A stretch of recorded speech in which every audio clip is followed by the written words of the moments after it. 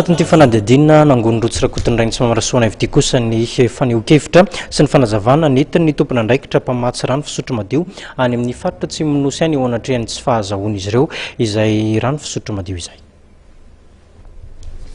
Fianakaviana miisa 5,000 monina any amin'ny faritra Atsimo nosy ankehitriny no mahazo fanampiana avy amin'ny mpamatsy rano fisotro madio ho an'ny mponina any Atsimo. Efa maro ireo tompon'andraikitra ny anivon'ny sampana mamatsy rano ho an'ny mponina any Atsimo, ny andraikitra sy ny fanomezana ny fotodrafitrasa efa natokana ho an'ny faritra Atsimo ankehitriny. Raha miresaka atsika ny eo amin'ny tanànan'ny Ambovombe dia misy fotodrafitrasa izay niarahana tamin'ny coopération japonaise tamin'ny fotoanandrony fa dia efa nijana zany fotodrafitrasa zany tsy nampiasaina efa ataontsika hoe amampolo taona.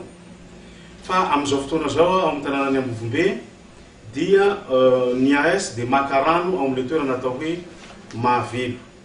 Dia io toerana Mahavelo io dia ahafahana mamokatra rano eo amin'ny 100 mètres cubes isanandro.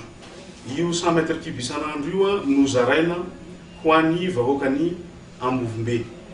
Ka ny ohatra hoe ny service fanjakana rehetra ohatra ao amin'ny tanànan'ny Ambovombe dia io rano io no ampiasaina zany. Ohatran'izay ireo commune manodidina koa dia maka rano amin'ny toerana Mahavelo io izay tsinjaray ny AES.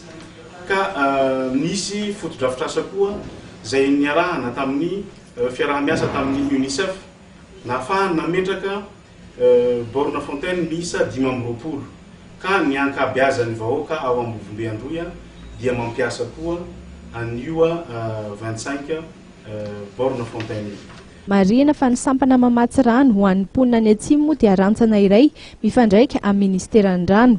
Nambaran'ireo tompon'andraikitra fa hatr'izay dia any amin'ny toerana lavitra eo amin'ny 5-30 kilometatra eo vao mahita rano ka mihoa-pitatitra rano ho an'ny mponina, ary ankehitriny kosa no ny asa izay ataon'ny sampana mpamatsy rano dia efa manakaiky kokoa ny toerana ahafahana mahazo rano ho ampiasain'ireo mponina any amin'ny faritra Atsimo any.